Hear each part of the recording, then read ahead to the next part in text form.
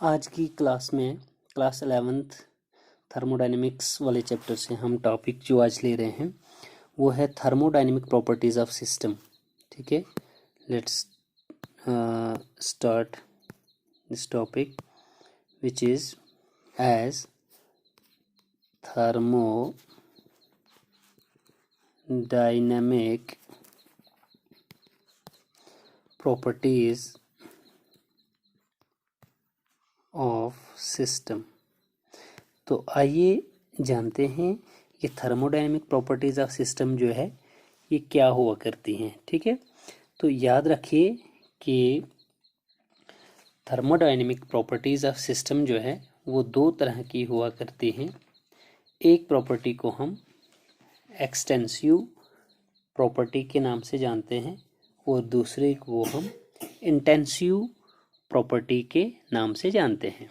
ठीक है, यानी आप इस तरह से कहेंगे कि there are two basic properties of a system. Okay, what you have to keep in your mind, there are two basic thermodynamic properties of a system which are first one is let it be extensive properties of system, and second one is intensive properties of the system। तो extensive और intensive properties को analyst करने के बाद हम इनको explain करते हैं वन बाय वन। तो देखिए, सबसे पहले हम एक्सटेंसिव प्रॉपर्टी को समझते हैं कि एक्सटेंसिव प्रॉपर्टीज़ क्या होती हैं। तो देखिए, पहले डेफिनेशन ले लेते हैं हम।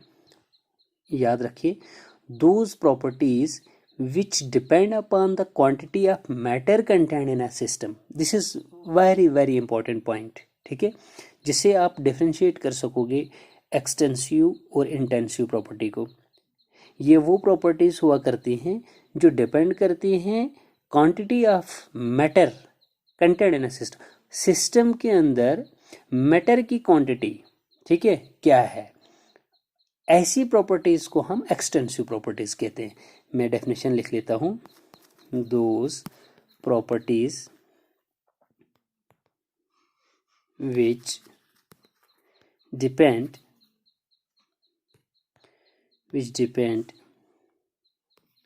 upon the quantity of matter contained in a system।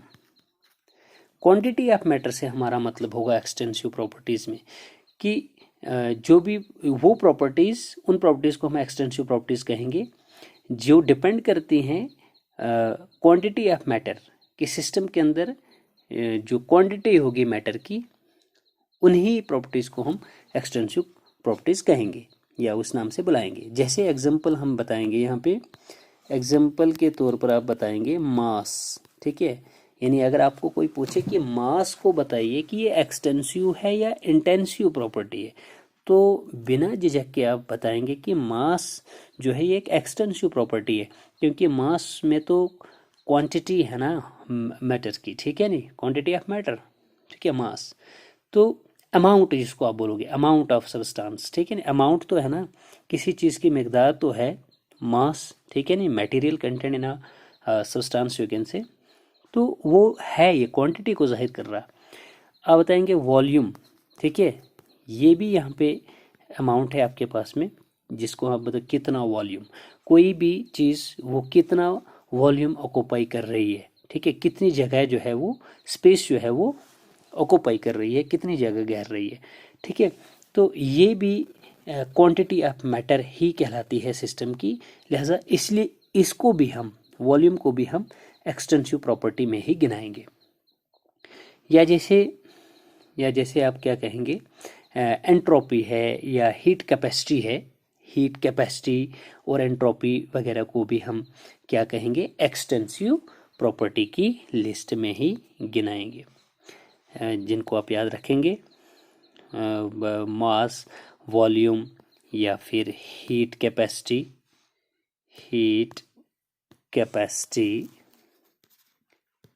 या फिर जैसे एंट्रोपी।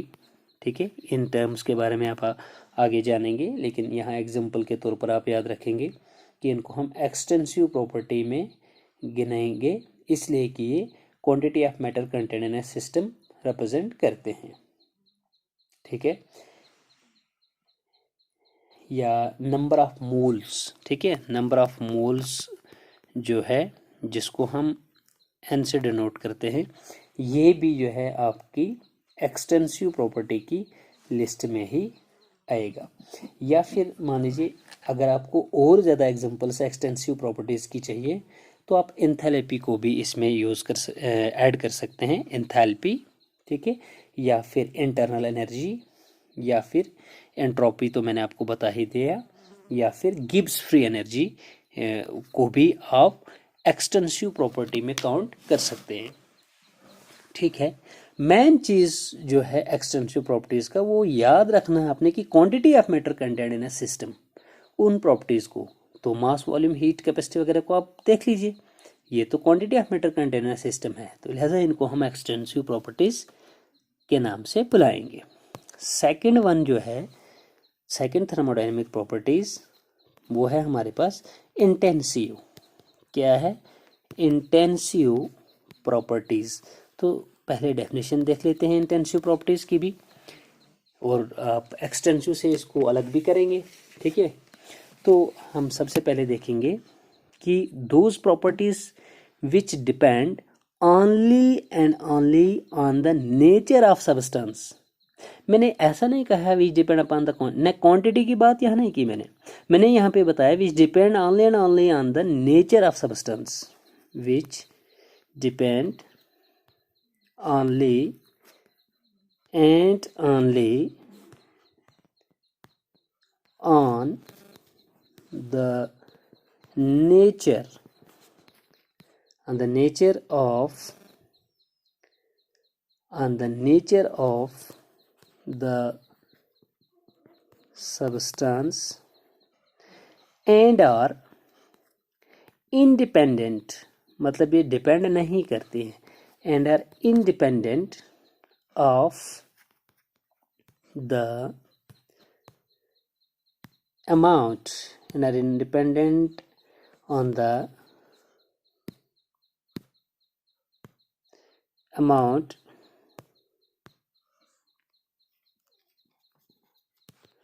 of the substance। मतलब कि जो क्वांटिटी ऑफ सब्सटेंस है, क्वांटिटी ऑफ मैटर है, ये उस पर डिपेंड करने वाली प्रॉपर्टीज नहीं होती हैं, and are independent of amount of the substance present in the system. अब आप खुद देख लीजिए, देखिए स्टेट वेरिएबल्स हमने गिना था, प्रेशर हमने बताया था, टेम्परेचर, ठीक है, हमने वॉल्यूम बताया था, वो ही आप यहाँ पे एग्जांपल बता सकते हैं। ठीक है, इंटेंसिव प्रॉपर्टीज़ में देखिए प्रेशर में किसी भी अमाउंट ऑफ सब्सटेंस की बात, क्वांटिटी की बात तो नहीं होती है। ठीक है, कि ये कितना है, ठीक है, इसका इस अमाउंट जो है, ठीक है, इस किस्म की कोई बात हम यहाँ पे क्वांटिटी ऑफ मैटर की नहीं करते प्रेशर में। या इसी तरह से हमारे पास डेंसिटी है, ये भी हमारे पास इंटेंसिव प्रॉपर्टी गिनी जाती है। ठीक है, मैं कुछ बातें आपको कहूँगा डेंसिटी को लेके स्पेशल अभी थोड़ी देर के बाद, पहले आप एग्जांपल्स को नोट कीजिए। उसके बाद जैसे विस्कोसिटी, ठीक है, विस्कोसिटी को भी हम इंटेंसिव प्रॉपर्टी में गिनते हैं। विस्कोसिटी देखिए होती क्या है, किसी भी आप बताएंगे कि किसी सॉल्यूशन में या किसी सस्पेंशन में क्या थिकनेस, ठीक है, नहीं थिकनेस और जो वो थिनिंग ऑफ सब्सटेंस और हाउ मच थिक और थिन इज द सब्सटेंस, इस चीज़ को हम कहते हैं कि ये विस्कोसिटी, ठीक है नहीं। मोस्टली आप बताएंगे कि थिकनेस जो होती है ना किसी चीज़ सोल्यूशन वगैरह के अंदर, उसको हम कहते हैं विस्कोसिटी। वो थिकनेस अगर ज़्यादा है, ठीक है नहीं, हम उसको कहते हैं मोर विस्कस, और अगर कम है तो हम लेस विस्कस वगैरह कहते हैं। तो विस्कोसिटी भी जो है क्वांटिटी ऑफ मैटर से इंडिपेंडेंट है। ये क्वांटिटी ऑफ मैटर से इसका कोई रिलेशन जो है वो नहीं है, ठीक है। सिर्फ और सिर्फ जो है ये नेचर ऑफ सब्सटेंस पे डिपेंड करते हैं। तो लिहाजा इसलिए हम इसको इंटेंसिव प्रॉपर्टी में गिनेंगे। या जैसे बॉइलिंग पॉइंट हो गया, ठीक है, या जैसे सरफेस टेंशन है, ठीक है, जो स्ट्रेचिंग ऑफ द आपने पढ़ा होगा top most layer of the liquid towards the bulk, उसको भी, उसमें भी जो है वो amount of substance quantity of matter की बात नहीं होती है। तो लिहाजा इसको भी हम इंटेंसिव प्रॉपर्टी में ही गिनते हैं। अब जैसे डेंसिटी को लेके मैंने आपको बताया था कि अभी थोड़ी देर बाद मैं आपको कुछ इम्पोर्टेंट बात बताऊंगा, वो ये थी कि आपने याद रखना है कि जो ये अगर हम क्या करेंगे, मान लीजिए कि अगर कोई हमारे पास पी मान के चलिए, एज एन एग्जांपल में बताता हूँ कि पी मेरे पास में एज एन एग्जांपल क्या है, एक्सटेंसिव प्रॉपर्टी है। ईपी मीन्स एक्सटेंसिव प्रॉपर्टी है। चलिए क्यों कोई मैं दूसरी चीज़ लेता हूँ, उसे मैं क्या कहता हूँ, उसे मैं क्या कहता हूँ, इंटेंसिव प्रॉपर्टी कहता हूँ। क्या कहता हूँ, इंटेंसिव प्रॉपर्टी कहता हूँ, ठीक है। तो यहाँ पे आपने याद रखना है, पी मैंने एक्सटेंसिव प्रॉपर्टी आपको बताया, क्यों भी आपको एक्सटेंसिव, इंटेंसिव नहीं, एक्सटेंसिव प्रॉपर्टी ही मानना है। मतलब मैं दोनों जो प्रॉपर्टीज ले रहा हूँ एग्जांपल में, वो एक्सटेंसिव ले रहा हूँ। पी भी मेरी एक्सटेंसिव प्रॉपर्टी है कोई, क्यों भी मेरी कोई एक्सटेंसिव प्रॉपर्टी है। अब अगर मैं क्या करूँ, पी बाई क्यू करूँ, या सपोज कीजिए आपने इसको ए बताया, इसको बी बताया, ठीक है, ए बाई बी आप बोल सकते हैं। पी बाई क्यू, अगर आप पी को डिवाइड क्यू से करेंगे, मतलब इस एक्सटेंसिव प्रॉपर्टी को इस एक्सटेंसिव प्रॉपर्टी से डिवाइड करेंगे, तो आपको मिलेगी intensive property. This is very important point, बड़ा अच्छा फंडा है ये एक्सटेंसिव और इंटेंसिव प्रॉपर्टी को याद रखने का, कि अगर हम दो एक्सटेंसिव प्रॉपर्टी को डिवाइड करते हैं आपस में, तो हमें हमेशा क्या मिलता है, मिलती है इंटेंसिव प्रॉपर्टी मिलती है। जैसे मैं डेंसिटी को लेके आपको ये बात समझा रहा था, देखिए डेंसिटी होती क्या है, मास per unit volume, mass per unit volume, ratio of mass and volume आप सिंपली बोलेंगे, ठीक है। अब अगर आपको याद होगा कि मास को भी हमने अभी अभी कहाँ पे गिना था, एक एक्सटेंसिव प्रॉपर्टी बताया था। इंडिविजुअली अगर आप देखेंगे तो मास को अपने एक्सटेंसिव प्रॉपर्टी में गिना था, काउंट किया था, और वॉल्यूम को कहाँ काउंट किया था भाई, इसको भी तो अपने एक्सटेंसिव प्रॉपर्टी की लिस्ट में ही काउंट किया था। तो मास और वॉल्यूम दोनों क्या हैं, एक्सटेंसिव प्रॉपर्टी है, ईपी, वॉल्यूम भी ईपी एक्सटेंसिव प्रॉपर्टी है। अब जब इस एक्सटेंसिव प्रॉपर्टी को आप इस एक्सटेंसिव प्रॉपर्टी से डिवाइड करते हैं, यानी मास को वॉल्यूम से, तो आपको क्या मिलती है, न्यू टर्म, वो उसको आप कहते हैं डेंसिटी। तो डेंसिटी को आप कहाँ पे लिखते हैं, डेंसिटी को आप एग्जांपल ऑफ इंटेंसिव प्रॉपर्टी लिखते हैं, ठीक है। अब आपको ये बात समझ आ गई होगी कि if we divide the two extensive properties we get an intensive property. जैसे मैंने डेंसिटी की एग्जांपल देके आपको समझाया, ratio of two extensive properties is always an intensive property, ठीक है। इसी तरह से देखिए हम नेक्स्ट एक एग्जांपल लेते हैं इस चीज़ को समझने के लिए। मान लीजिए हम क्या करते हैं, हम मोलैरिटी लेते हैं, ठीक है। मोलैरिटी क्या होती है हमारे पास, नंबर ऑफ मोल्स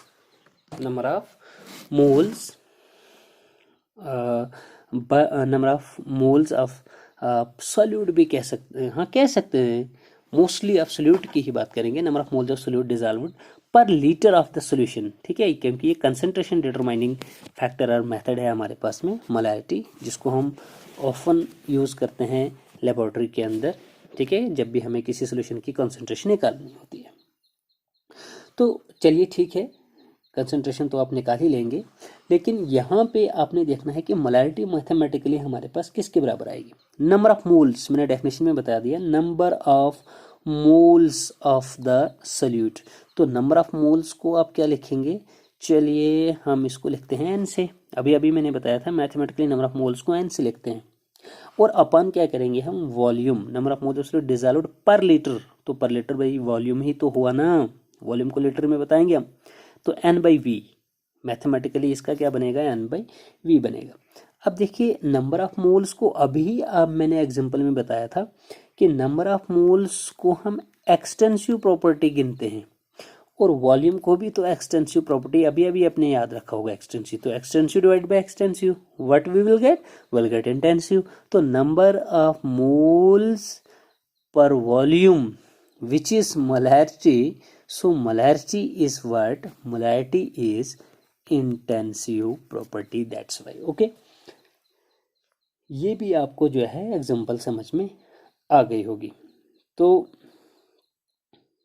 आज के इस लेक्चर में जो कि हमारा थर्मोडायनेमिक प्रॉपर्टीज ऑफ सिस्टम था, इसमें हमने दो एक्सटेंसिव प्रॉपर्टीज जो हुआ करती हैं, एक्सटेंसिव और इंटेंसिव, वो पढ़ी। तो बस आज के लेक्चर में इतना ही। तो याद रखिए कि अगर आपको ये लेक्चर अच्छा लगा हो तो आप इसको ज़्यादा से ज़्यादा शेयर कीजिए, लाइक कीजिए अपने फ्रेंड्स के साथ, और मेरे चैनल को सब्सक्राइब भी कीजिए। ये भी तो हक बनता है कि अगर आपको अच्छी लगती है वीडियो तो आप इसको सब्सक्राइब भी कीजिए, लाइक और बेल आइकन को भी हिट कीजिए, इन केस कि अगर फ्यूचर में कोई वीडियो आप लेना चाहेंगे उसकी नोटिफिकेशन भी आपको मिले। आज के लेक्चर में बस इतना ही।